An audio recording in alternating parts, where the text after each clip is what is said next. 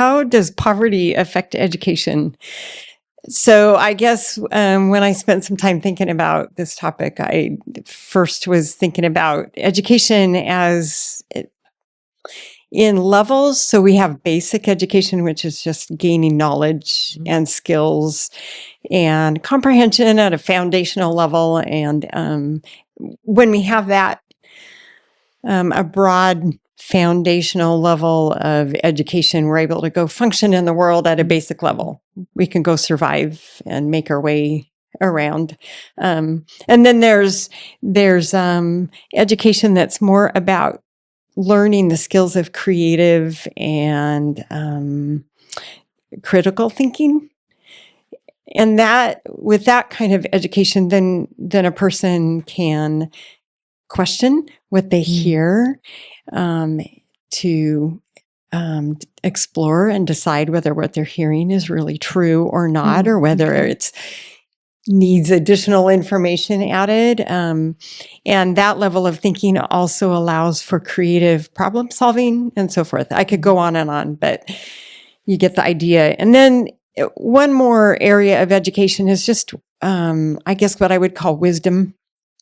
And that is the ability to take what has been learned and then apply it to life in a way that improves life for yourself and for others around you, for the world that you live in. Okay, so what does all of this have to do with poverty? Well, one very basic way is for children, if they live in a household where poverty is a very real, very present reality, and the parents in that household are dealing with the stresses surrounding material poverty.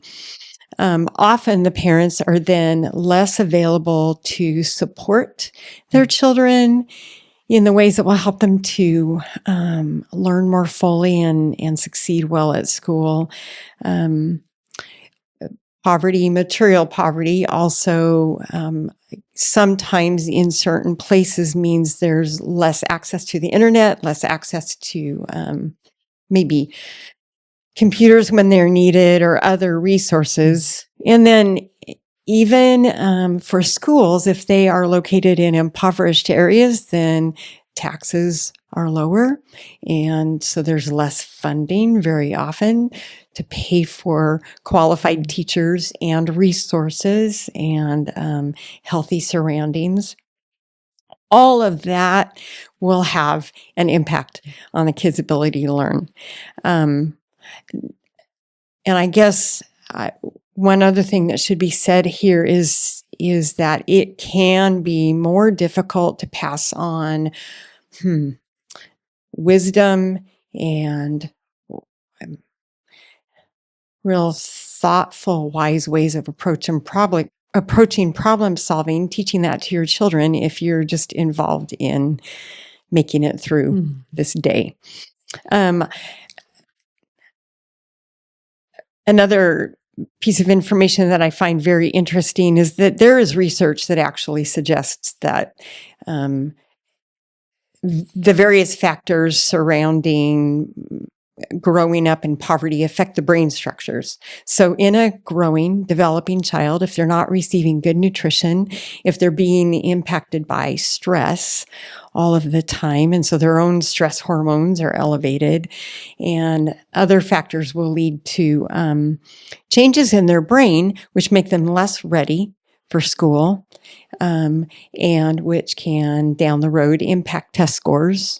And so there's some very real just impacts. The last thing I want to say is that people who are reaching out to help others who are in need need to also be educated. And if we don't do our homework when it comes to what those communities want, what they actually need, what their values are, what their resources already are, what the challenges are that they're facing, what their culture is like, how it functions, then if we don't learn those things, educate ourselves before we jump in to help, then we are disempowering people and we are showing great disrespect to them and probably harming instead of helping them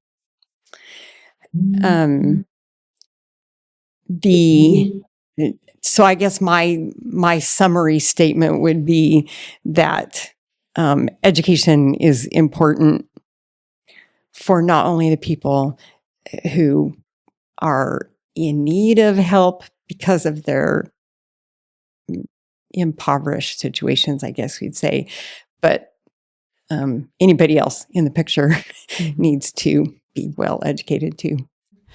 Thank you for watching. And if you enjoyed this content of video, please like and subscribe and share with a friend.